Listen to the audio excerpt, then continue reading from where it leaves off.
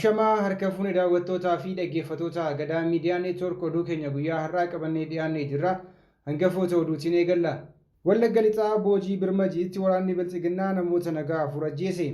Addi Bilisummaa Oromoo ayyaana hundeeffama dhaabichaa waggaa 50ffaa ilaalchisee ibsaa baaseen miirri gaddaa fi gammachuu itti dhaga'amu ibse.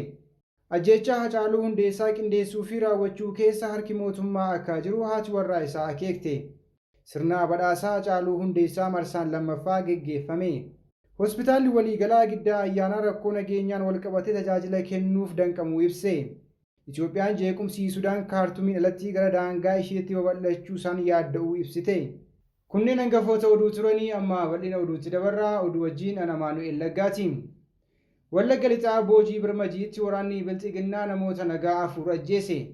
Maqaa sakatta'iinsa waraana bilisummaa Oromootiin godinaalee fi aanaalee Oromiyaa hedduu keessa socho'aa kan jiran waraanni Bilxiginnaa ajjeechaa lammiilee nagaa irratti raawwatan akkaan jabeessanii itti fufanii jiraachuun ibsame.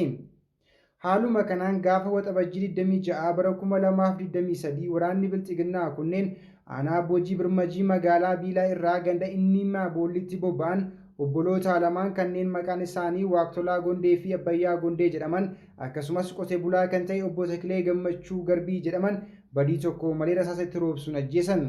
Kana malees guyyaa kaleessaa waxabajjii 29 bara 2023 maanguddoo maqaan isaanii obbo Olaanii Fufaa jedhamanii fi magaalaa Biilaa ganda Duwwaa lama jiraatan rasaasa itti roobsuun ajjeesuu reeffa isaanii bakkeetti gatuu maddeen dabaluun addeessaniiru.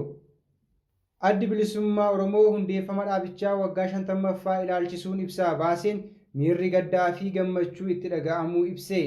Ibsaa har'aa waxabajjii 30 bara 2023 baaseen Addi Bilisummaa Oromoo ayyaana hundeeffama dhaabichaa waggaa 50ffaa ilaalchisee qabsaa'ota, miseensotaa fi deeggartoota akkasumas uummata Oromoo hundaan baga kabaja ayyaana hundeeffama ABO waggaa 50ffaa nagaan isin gahee jedheera.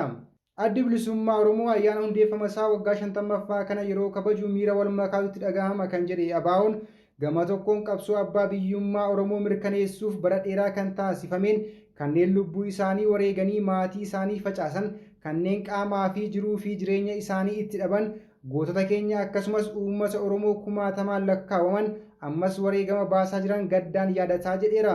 Gama biraatiin ammoo wareegama jaallan keenyaa fi uummata Oromootiin baafame kanaan Oromiyaa dhaabama irra deebisnee jiraachisuu fi akkasumas afaanii fi aadaa Oromoo badii irraa hambifnee as gahuu keenya gammachuun ibsannaa jedha.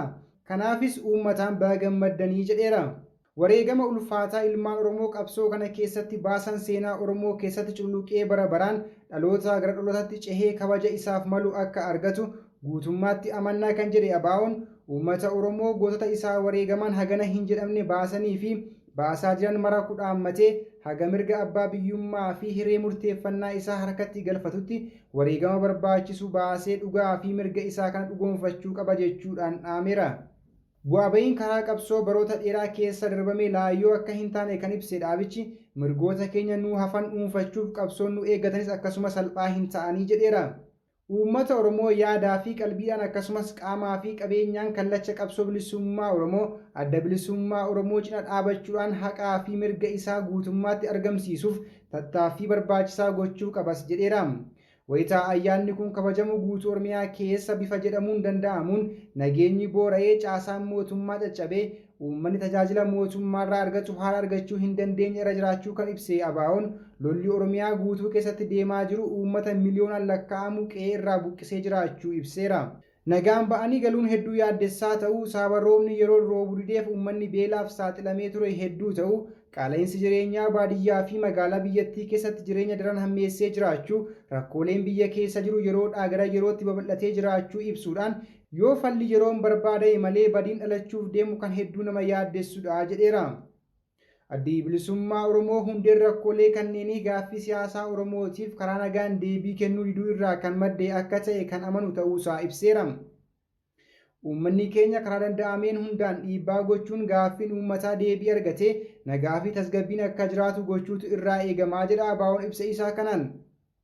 Addi Bilisummaa Oromoo caasaan mootummaa Oromiyaa diigamaa jiru balaa dabalataa osoo hin fidin olaantummaan seeraa kabajamee nagaa fi tasgabbiin akka jiraatu yaaduun mootummaa ce'umsaa biyyoolessaa naannoo Oromiyaa ijaaraa jiraachuun yaadachiise kanneen kana ofitti fudhatanii bobba'anii jiranis yaada adda bilisummaa Oromoo fudhatanii waan deemaa jiraniif barbaachisaa fi fardii ta'uu itti amannaa jedha. Uummanni Oromoo haala gama kanaan jiru gadi fageenyaan hubachuun rakkoolee hin malleen akka caalaa hin gaaga'amne mootummaan ce'umsaa biyyoolessaa naannoo Oromiyaa deeggaruu fi utubuu akka qabu hubachiiseera.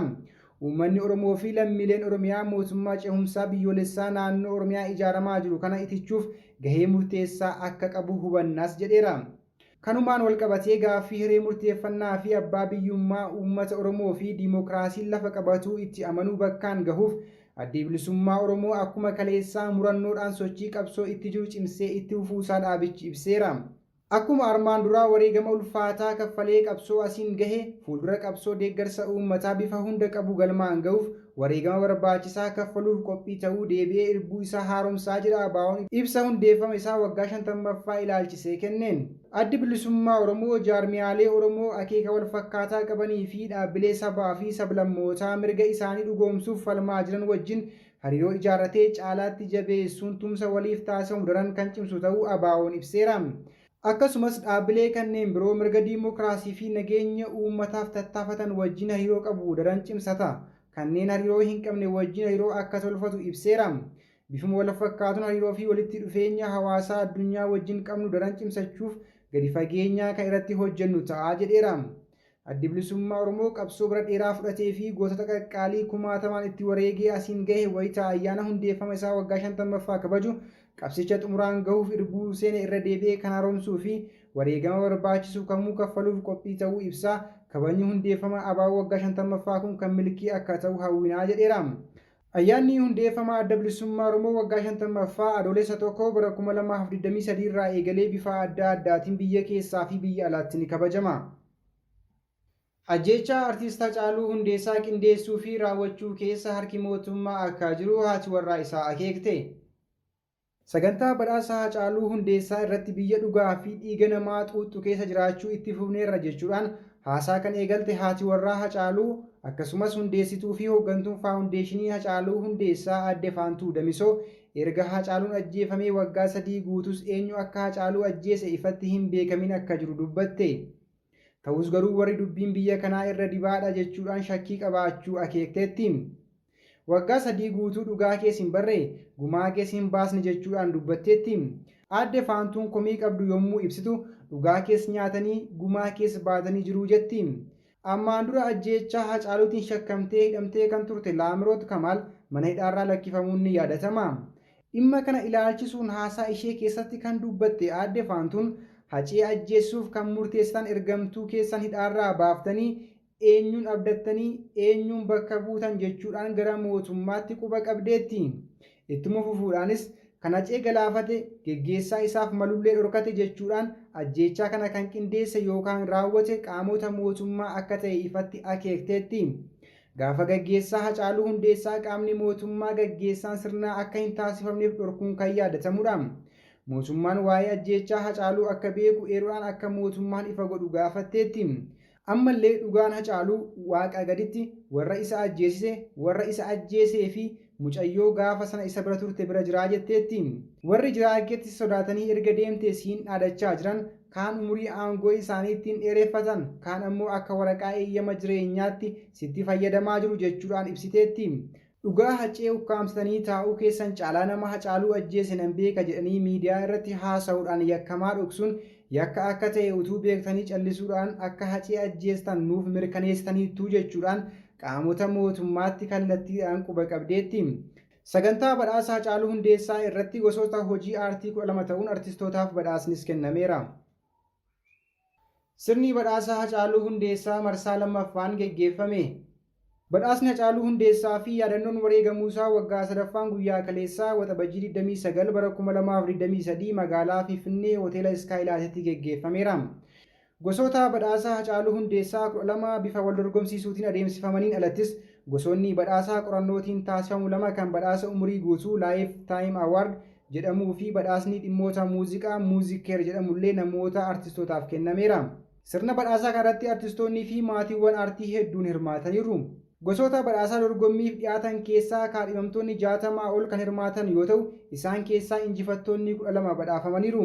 Badhaasni galma umurii guutuu Lifetime Award gaazexeessaa fi barreessaa Oromoo seenaa industirii muuziqaa Oromoo keessatti jijjiirama guddaa fidee Abubakar Muusaatiif kan kenname yoo ta'u, intalli isaa badhaasicha harka Dr. Gammachuu Magarsaa irraa fudhattee jirti. Badhaasni dhimmoota muuziqaa Muuziikeer jedhus artistoota Oromoo dubartoota lama artisti Sittiinaa Abbaaduulaa fi artisti Caaltuu Raggaasaaf yoo kennamu, artistii lubbuun hin jirre Qindeessaa Roobaa Dhaabaatiifis beekamtii fi birrii Itoophiyaa 100,000 fi 50,000 tokko tokko isaaniif kennameera. Gama badhaasa akaakuuwwan waraabbii muuziqaatiinis dorgommii gosoota 12 irratti artistoonni adda addaa badhaafamanii jiru. Dameen muuziqaa keessatti ogummaa badhaafamaa jalqabaa kan ta'e ogummaa kiirogiraafiitiin yookaan immoo shubbisa aadaa wallee daadoo jedhu kan dinqiisaa dabalaatiin hojjetame irratti kan hirmaatan shubbistoonni lama Shimallis Alamuu fi Tulluu Hirkoo waliin badhaafamanii jiru. Bifuma wal fakkaatuun gosa dorgommii gulaala viidiyoo cimaatiin artist Liyoos daayirektara kiliipii muuziqaa bareedaatiin ammoo artist Beekii Girmaa badhaafamtoota ta'anii jiru. Gosa wallee aadaa bareedaatiin artist Daangaa Hayilee Yesuus Qananii mata duree weelluu Shillimii jedhuun yoo injifattu, dabalataanis walluu ishee kan gosa dorgommii weellistuu dubartii cimtuu jedhuunis injifattee jirti. Weellistuu dubartii haaraa cimtuu yookaan Biranoo jedhuun artist TG Kaasa'uun wallee haaraa waliif hubachaa jedhuun injifattuu gosa dorgommichaa taateetti. Gosoota dorgommii 3 ol irratti kaadhimamtuu taatee kan turte artist Natsaannet Sultaan ammoo gosa dorgommii wallee ammayyaa cimaa jedhuun hojii ishee maaf diddaa jedhuun injifattuu taateetti. Artist Kee'oon Lagaasaa gosoota badhaasaa 3f kaadhimamaa ta'ee dorgommichatti dhiyaachuun gosoota 2 irratti injifataa ta'eera. Weellisaa haaraa cimaa fi wallee waggaa Song of the Year jedhu irratti kan injifate artist Kee'oon Lagaasaa haasaa waltajjii irratti taasiseen Hacaaluun fakkeenya waa maraa kootii jedheera. Gosa dorgommii qindeessaa muuziqaa cimaa jedhu jalatti kan injifate ogeessa muuziqaa artist Anis Gabii gosoota dorgommii 4 oliin kaadhimamee ture. Gosa dorgommii artistii dhiiraa cimaa waggaa jedhu jalatti kaadhimamtoota 5 turan keessaa artist Muktaar Usmaan wallee isaa jette jedhuun injifateera. Bifuma wal fakkaatuun albama filatamaa waggaa jedhuun kan kaadhimaman albamoota 4 keessaa albamni ji'oota muraasa dura gurra uummataa qaqqabee kan artist Kuul Surreetiin hojjetame injifataa ta'ee jira.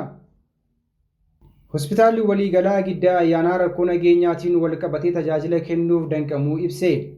Hospitaalli waliigalaa Giddaa Ayyaanaa kan godina Wallagga Bahaatti argamuu fi aanaalee 5 tajaajila kennaa jiru rakkoo tasgabbii fi dhiyeessii meeshaa yaalaatiin wal qabatee tajaajila kennu rakkachuu ibse. Hojii gaggeessaan hospitaala waliigalaa Giddaa Ayyaanaa obbo Hirkoo Mitikuu barruu Addis Istaandarditti akka himanitti rakkoo nageenyaa fi tasgabbii aanaa Giddaa Ayyaanaa keessatti mudachaa jiruun wal qabatee rakkoolee walxaxaa uumaman irraa kan ka'e hospitaalichi sadarkaa tajaajila kennaa jiru dhaabuutti deemaa jiraachuu ibsan. Saamichaa fi haleellaan daandii adda addaa jiraachuu ibsuun geejjibni sodaachisaa ta'uu himaniiru. Yoo humni tikaa mootummaa konkolaataa wajjin deeme malee ambulaansii fi konkolaataa qorichaa fe'uu erguun hin danda'amu jedheera. Eegdonni mootummaas karaa kanarratti bobbaase waan hin jirreef geejjibni sodaachisaa ta'uu addeessaniiru. Sababa ambulaansiin qofaa ishee geejjibuu hin dandeenyeef namoota riiferiif erguu hin dandeenyu. Kanaafuu namoonni tajaajila hatattamaatiif riiferii gara hospitaala Naqamtee ergamuuf malan hospitaaluma keenya keessa ciisanii du'aa jiru jedhu. Hospitaalichi dhiyeessii dhiigaa kan argatu hospitaala Naqamteetii ta'uu eeruun sababa rakkoo geejjibaa kana irraa kan ka'e dhiiga argachuun rakkisaa akka ta'es ibsan. Akkuma beekamu aanaalee akka Giddaa fi Kiiramuu keessatti haleellaan irra deddeebiin taasifamuun namoonni baay'een miidhamanii dhiiga barbaadan ni dhufu. Haa ta'u malee lubbuu namoota kanneenii baraaruun rakkisaadha jechuun hir'ina dhiyeessii dhiigaa jiraachuus ibsan. Konkolaataan qorichaa akka fiduuf kireeffatee hospitaalichi gara magaalaa Naqamteetti torban darbe ergee ture sababa rakkoo tasgabbii irraa kan ka'e hamma yoonaatti kan hin deebi'in ta'uu obbo Hirkoon himaniiru. Hospitaalli Giddaa Ayyaanaa aanaalee 4 jechuunis Giddaa Ayyaanaa, Kiiramuu, Dhiibantuu, Haroo Limmuu fi magaalaa Hangar Guuteetiif tajaajila fayyaa kan kennu ta'uu ibsuun amma garuu rakkoolee dhabamuu nageenyaa aanolee fi gandoota keessatti uumamaa jiruun namoonni wal'aansa barbaadan garmalee dabaluu fi dhiyeessiin hospitaalichaa baay'ee murtaa'aa ta'uurraan kan ka'e namoonni du'aa jiraachuu dabalee addeesseera. Ambulaansii fi konkolaataan fe'aa eegumsa malee deemu irratti gareen hidhattootaa saamichaa fi haleellaa banuu jedheera. Akkasumas rakkoo hir'ina iddoo ciisichaa fi meeshaalee yaalii jiraachuu ibsuun dhukkubsattoonni tokko tokko badheerra ciisanii kan yaalaman jiraachuu ibsaniiru. Dhaabbileen mootummaa miti mootummaa fi dhalattoonni naannichaa rakkoo jiru furuuf tumsa akka taasisan obbo Hirkoon waamicha taasiseera. Itoophiyaan jeequmsii Sudaan kaartumiin alatti gara daangaa isheetti babal'achuun yaadda'uu ishee ibsite. Mootummaan Itoophiyaa waraana Sudaan magaalaa guddoo Kaartumii fi naannolee ijoo kaanitti geggeeffamaa jiru gara daangaa fi naannoo kaanitti babal'achaa jiraachuu isaan yaadda'uu ibse. Dubbii himaa ministeera Hajji Alaa Itoophiyaa kan ta'an Ambaasaadder Mallas Alam ibsa miidiyaaleef kennaniin waraanni Sudaan hammaate sadarkaa yaaddessaarra gaheeraa jedhan. Akka qondaalli kun jedhanitti waraanni humna addaa dafee qaqqabaa Raapid Saappoortii Foorsii fi raayyaa ittisa biyyaa gidduutti ji'oota dura eegalee amma finciltoota bulchiisa kibba Kordofaanis hirmaachisaa jira jedheera. Dhaabbanni biyyoota gamtoomanii gabaasa dhiyeenya baaseen waraana Sudaan eebila darbe eegale dhiyeessuun lammiileen Sudaan 50,000 ta'an daangaa qaxxaamuranii gara Itoophiyaa seenaniiru jedhe. Raayyaan ittisa biyyaa Sudaan torbee darbe keessa sosochiin walabummaa uummata Sudaan gama kaabaa haleellaan irratti banee jechuun himatee ture. Gareen kun Sudaan kibbaa waliinis hidhata kan qabu yeroo ta'u hidhattoonni isaa bulchiisa kibbaa hordofan to'atanii argamu. Amma teessoo bulchiisaa kibbaa hordofan kan taate magaalaa Kaadugulii keessatti Sudaan waan hammaateef uummanni gadhiisee baqachaa jira. Gama kaaniin bulchiisa Sudaan Itoophiyaa waliin waldaangessu bulchiisa Biluu Naayil keessatti jeequmsi dhalateera. Dhaabbanni biyyoota gamtoomanii bulchiisa Biluu Naayil naannoo Kumuruu keessatti rakkoo dhalateen akkaan yaaddahuu ibseera. Walitti bu'iinsi lixaa Daarfuur keessatti bal'ate akkuma walitti bu'iinsa isa barkumee lama duraa san sababa irratti xiyyeeffatee Arabaa fi warra Afrikaa gidduutti hammaachaa jira jedhaniiru Ambaasaadder Mallas Alam. Egaan kabajamtoota daawwattootaa fi dhaggeeffattoota Gadaa Miidiyaa Neetwork oduu fi odeeffannoo dabalatee qophiilee Gadaa Miidiyaa Neetwork kanneen biroo karaa toora YouTube Gadaa Miidiyaa Neetwork like subscribe gochuun maatii ta'an hordofaa jecha oduun guyyaa har'aaf qabadhee dhiyaadhe kana fakkaatu ture ana wajjin sa'aatii oduutti walitti deebina. Hangasittuu qophiilee Gadaa Miidiyaa Neetwork kanneen hafan wajjin turtii gaarii